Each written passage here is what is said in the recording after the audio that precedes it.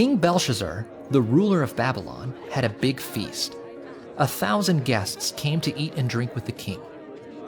During the party, King Belshazzar brought out gold and silver containers for his guests to drink from.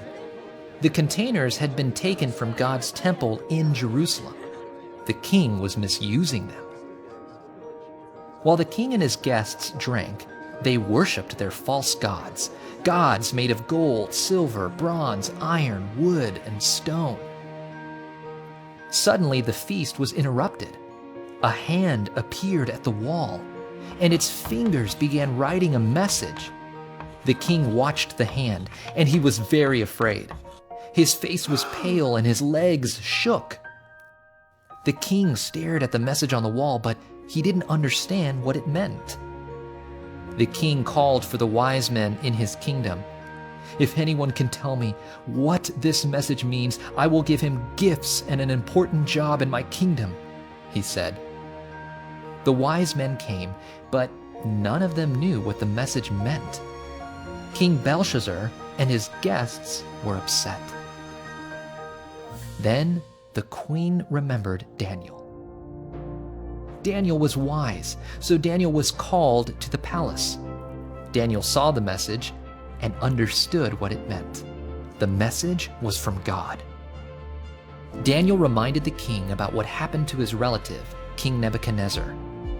"God made King Nebuchadnezzar great," Daniel said, "but King Nebuchadnezzar thought too much of himself, so God punished him." King Belshazzar had not learned from Nebuchadnezzar's mistakes. King Belshazzar did not love God. He loved himself the most, and he worshipped false gods. Then Daniel read the message aloud and told the king what the words meant. The words on the wall were Mene, Tekel, and Parsin.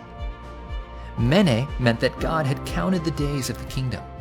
The king wasn't going to be king anymore. The next word, Tekel, meant that God had given the king a report card, and he had failed. The word Parsin meant that Babylon would be split up and taken over by its enemies. That night, God's message came true. King Belshazzar was killed, and a new king named Darius took over Babylon. God humbled the proud king of Babylon by taking away his kingdom.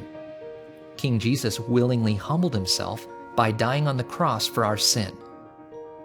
God raised up Jesus and gave him honor forever.